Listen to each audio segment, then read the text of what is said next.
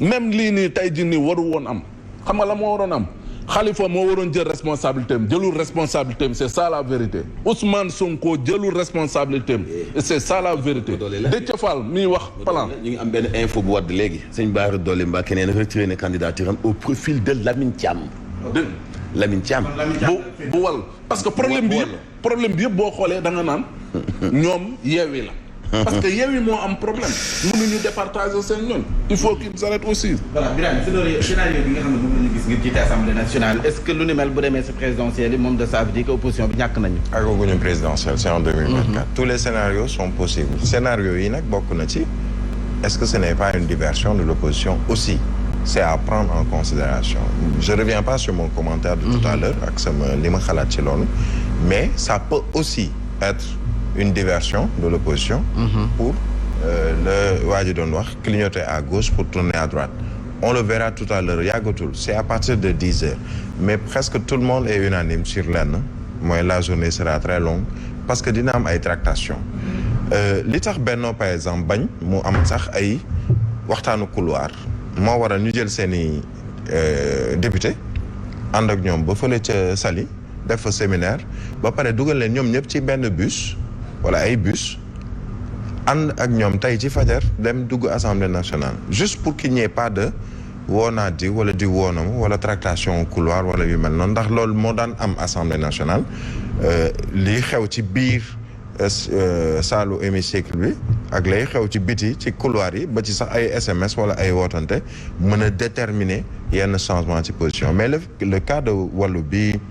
Mansour waxe léegi ne ni Cheikh Abdou a lui décidé de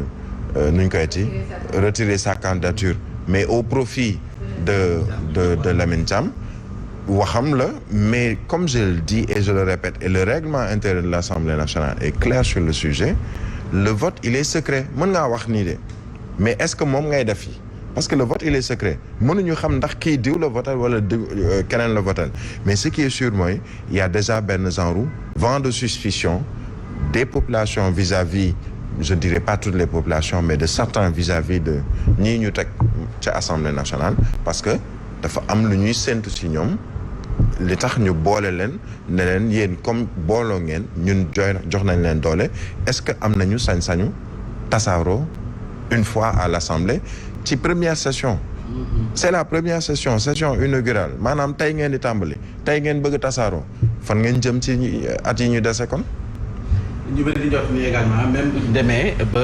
El Hadj Ahmed Aïdara doon retiré candidature am mën nañ jàpp ni kon mën na dem ci wàllu tamit ndax foofooy cosaanam ci wàllu politique en tout cas ay lecture la yu nga xam ne nii ñu bëri ñu ngi koy am donte ñëpp xam nañu ni kon Ahmed Aïdara moom bu màttee moom faw mu dagg jëm ci candidature am bi altine tey jii kon mooy 14e législature bi ñu war a installé ñëpp xam nañ ne kon configuration bi ñu am moo di opposition bi doole ji ñu am nii sa assemblée nationale man ñu ko fa am donte majorité bi mi ngi des ba tey ci parti au pouvoir njàngatu ko Fatou Laye Mbaye Diop.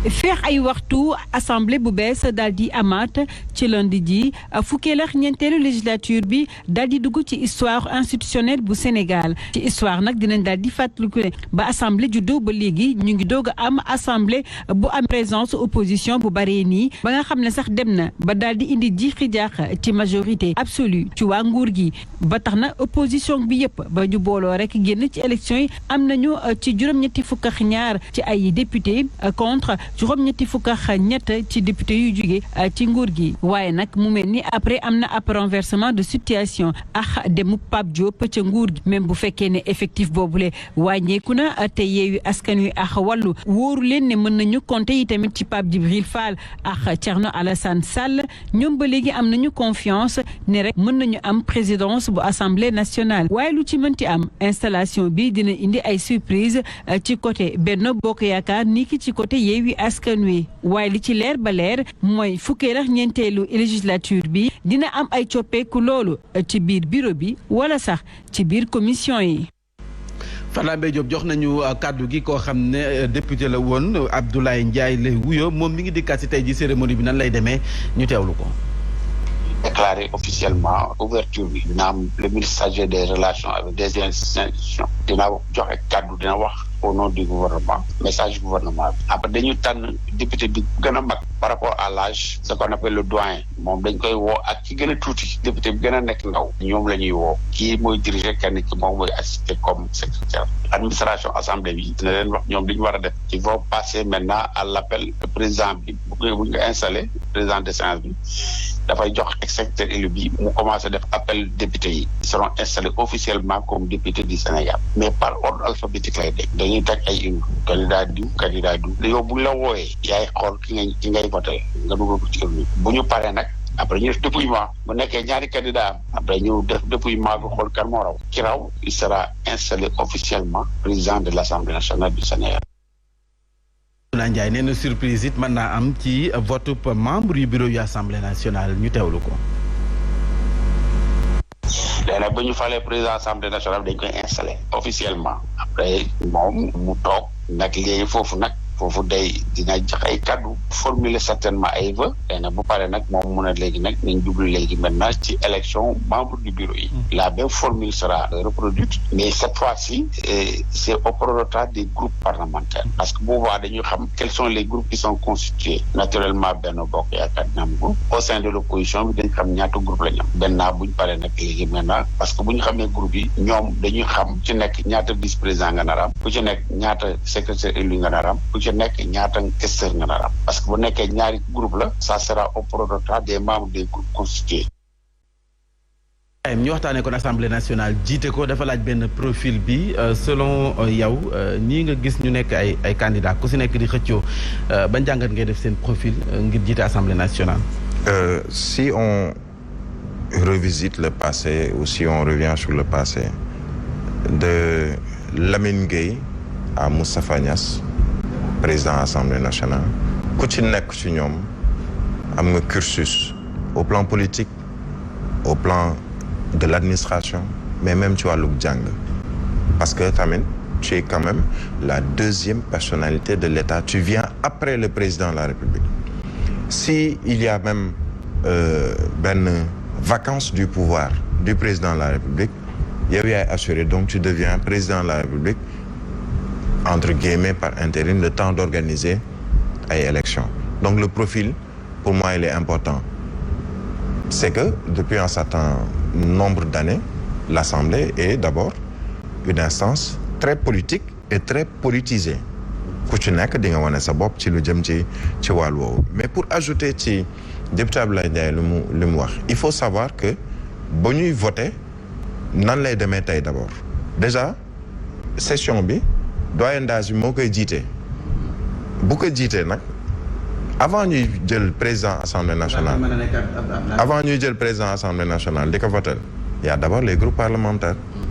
parce que groupe parlementaire yi ñoom ñooy proposer liste bureau ci liste bureau boobu ci lay am président vice-président ba juróom-ñetti vice-président yi ci lañuy proposer ci lu jëm ci secrétaire élu ci questeur ak ñi war a bokk ci li ñuy woowee bureau assemblée nationale président groupe parlementaire wala groupe parlementaire bi nag seen président moom mooy na ni ñun groupe parlementaire des médias diw mooy suñu candidat pour présidence assemblée nationale beneen groupe parlementaire ne man groupe parlementaire Sen TV diw mooy suñu candidat pour élection président assemblée nationale bu ñu paree noonu nag ci la ñuy doog a dem procéder au vote secret du président de l'Assemblée nationale bu ñu xësee ba fal président Assemblée nationale kiy jiite woon séance bi di doyen ou doyenne d'âge day pousse président Assemblée nationale ci saa si lay jël fonction toog ci perchoir bi en tant que président Assemblée nationale et à partir de ce moment procéder au vote de tout le reste lu jëm ci yeneen yi mu ay yi war a bokk ci liste yi ci bureau yeeg yooyu mais lui en tant que président de l'Assemblée nationale mënaguñu ko xam tant que groupe parlementaire yi constitué wuñu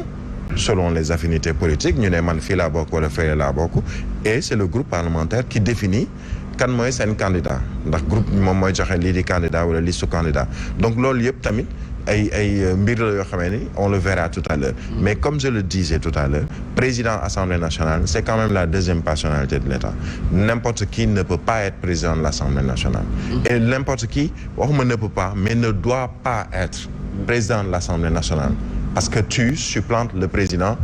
ci yenn mais ci organigramme ak ci lépp yow yaay deuxième personnalité mais on est quand même un pays démocratique chacun peut être candidat aussi. voilà El Hadj ndax yaakaar nga ne kon intercoalition